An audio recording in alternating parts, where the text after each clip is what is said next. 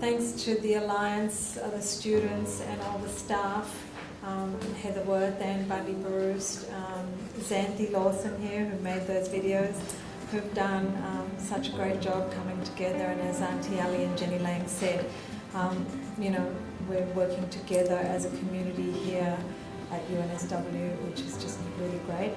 I won't talk for long, but I'll just talk briefly about Ebola and why it is a public health catastrophe for the whole world.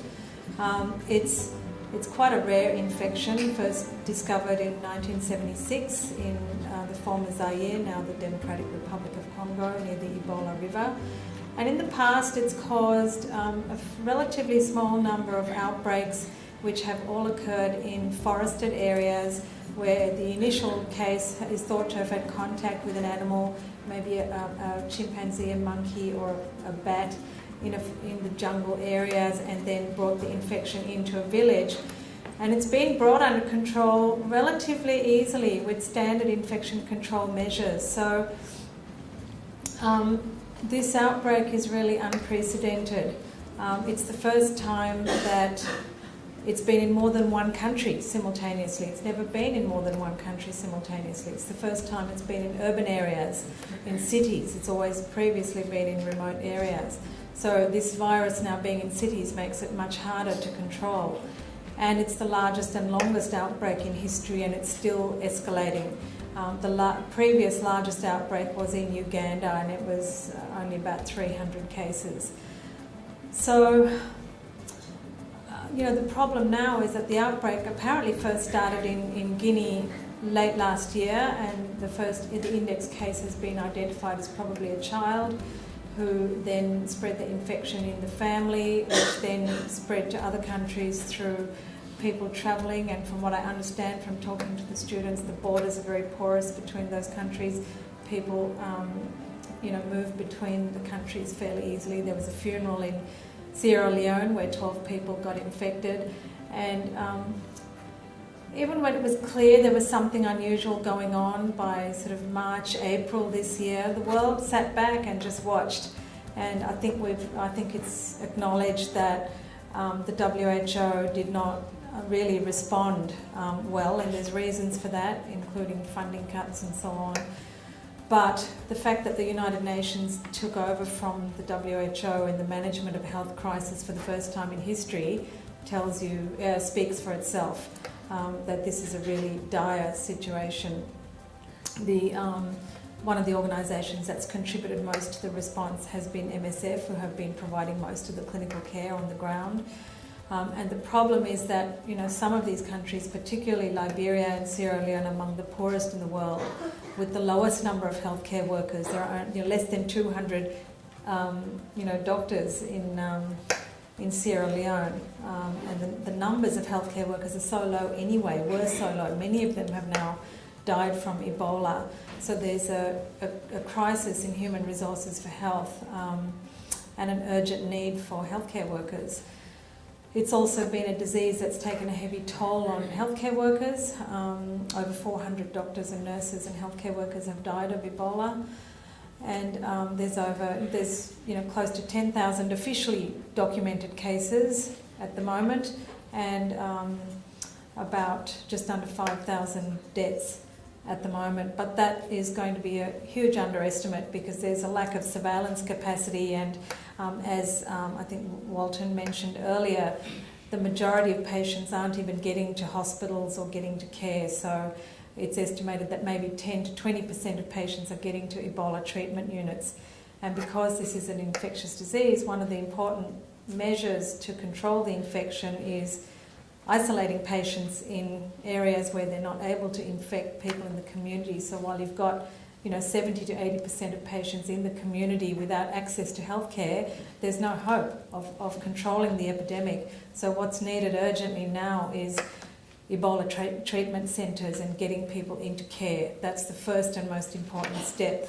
There's a lot of development going on of vaccines, and there will be vaccines that will come out, in the next year or the year after. But from a disease control perspective and an epidemiologic perspective, what we know about the dynamics of disease transmission, that's going to be too late. We can't sit around and wait for a vaccine, because by that you can already see since July the epidemic has increased exponentially. You know, every day there's more and more cases. The reproductive number of the infection in this outbreak is estimated to be around 2, so each case gives rise to another 2 cases. So you can see how rapidly the chain of transmission will increase. And of course the other thing is that it's got a very high case fatality rate. 50 to 90% of people who get the infection will die. And a lot of people are dying of depletion of fluids and electrolytes. So it's very simple, basic care that can make a difference, as some of the MSF people have noted. You know, replacing fluids and electrolytes. And there was an article in the New England Journal written by MSF staff who said that what they'd witnessed was people were coming in and taking blood tests to do a PCR test for Ebola virus, but not testing for fluid electrolytes, you know, which could save someone's life.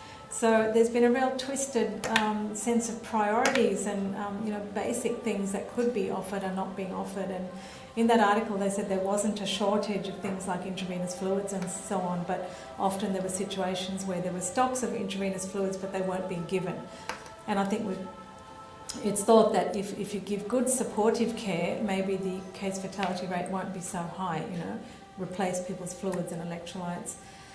So I think, and for us, you know, we first started off with a couple of the students working on some research projects as part of their masters to try and understand some of the epidemiology of Ebola in West Africa. And then we got talking to some of the students and found out a bit about their stories and, you know, where they came from, what their situations were, and understood their feeling of hopelessness, you know, being so far away, so far from home, in a community where not everyone really understood what was going on and why it was important. And so they have, you know, come together to form this UNSW Alliance Against Ebola, and which has the potential to make a difference. You know, every dollar counts. You know, every bit of money that can support the building of a new treatment centre, the buying of personal protective equipment, everything will help, because what's needed right now is manpower, womanpower, logistics.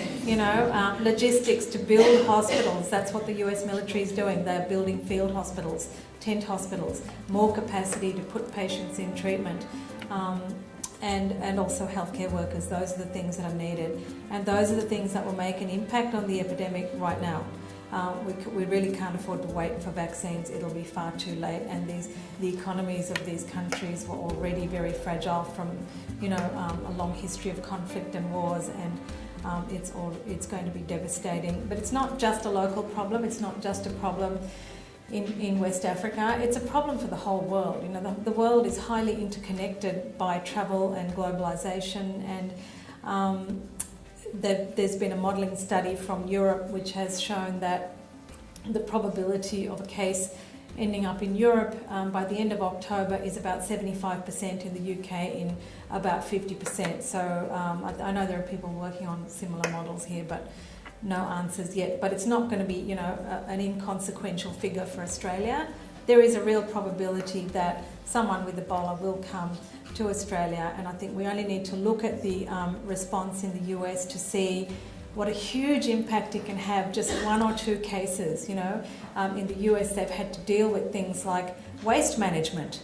You know, people kind of fall back to pandemic planning. You know, the governments just fall back to planning for pandemic influenza, but this is nothing like pandemic influenza. The last influenza pandemic in 2009 had a case fatality rate of less than 0.01%, you know. So if you get it wrong for pandemic influenza, the probability of the consequence being death is fairly low. But if you get it wrong for Ebola in planning in a country like Australia or the US, the probability of death is really high. It's in a different league altogether, which is what a lot of the planners just don't seem to get. You know, we've seen healthcare workers get Ebola in the US and really lax safety guidelines for healthcare workers, which have now been changed. The CDC changed their guidelines this week.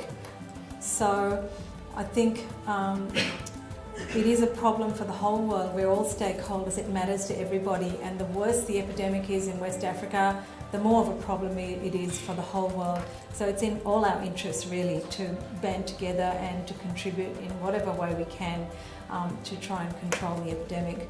And the students are raising funds for MSF. On our website is a link, and you can click and it just takes you straight to the MSF website where you can donate. I donated this morning, and I've donated previously to other agencies that are helping in the Ebola response. Doesn't matter how little the donation is. I think if you're going to donate anything, it'll help. So thank you, and congratulations to the students for putting together this.